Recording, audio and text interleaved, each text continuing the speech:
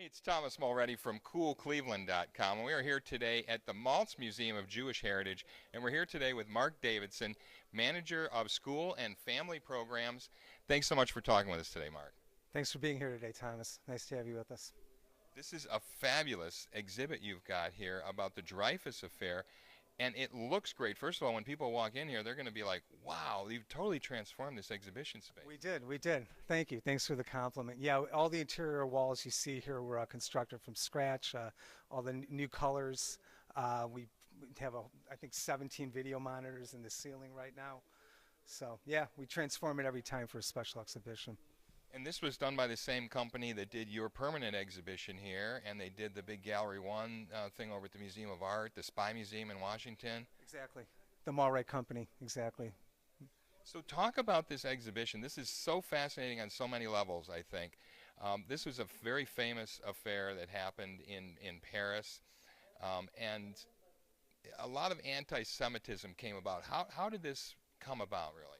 Exactly. Well, the way we start the exhibition and the way we ask the question is, how was it that the most sophisticated country on earth, with a modern functioning democracy for a century, how could they send an innocent man to jail for the rest of his life?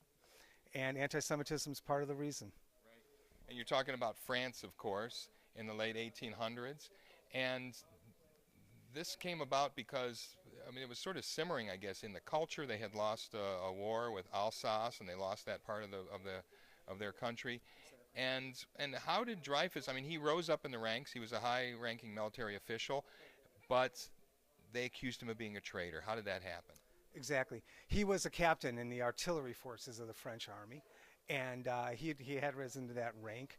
There was a French spy in the German embassy in Paris, who found handwritten notes giving away military secrets to the German government. And when the French intelligence forces looked to try to figure out who might have done this, who might have written these documents, they narrowed a list down, and Alfred Dreyfus, a Jewish military officer, was one of the suspects.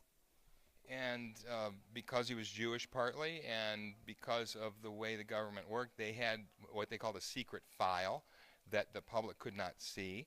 And he was convicted. He was sent away to Devil's Island for 5 years. Well, that's how long he stayed there. He was sent to Devil's Island for life. He received a life sentence. Exactly. So his family wouldn't give up on this, right? His wife and his brother really took on the cause. It took them 5 years. They finally got him exonerated, and it was kind of a happy ending to his story, right?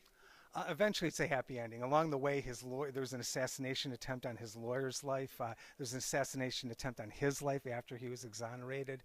He was found guilty a second time after all of the evidence against him was found to be untrue and fabricated. And after it was obvious that another officer had actually betrayed the French government, it didn't matter. People still thought he was guilty. People still tried to kill him. It took him years to clear his name. Eventually, the French government gave him the Legion of Honor, right? I mean, which is the highest honor you can get. Exactly. He was welcomed back into the army. He actually served during World War One. His son went into the military as well, and he was given the French Legion of Honor. Exactly.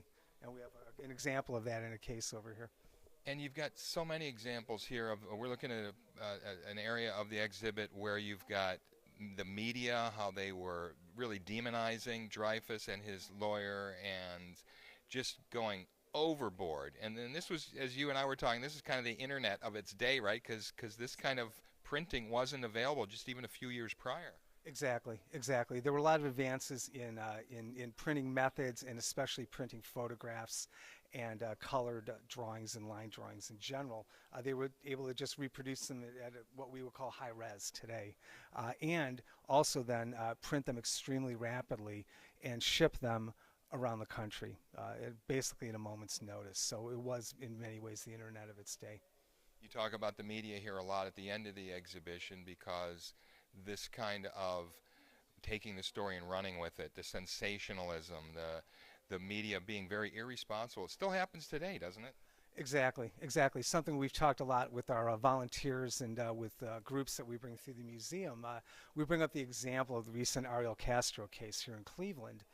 And many of you will remember that the very first day when he was arrested, his brothers were arrested with them. And on the front page of the Plain Dealer and other media outlets, the three of them were shown in handcuffs.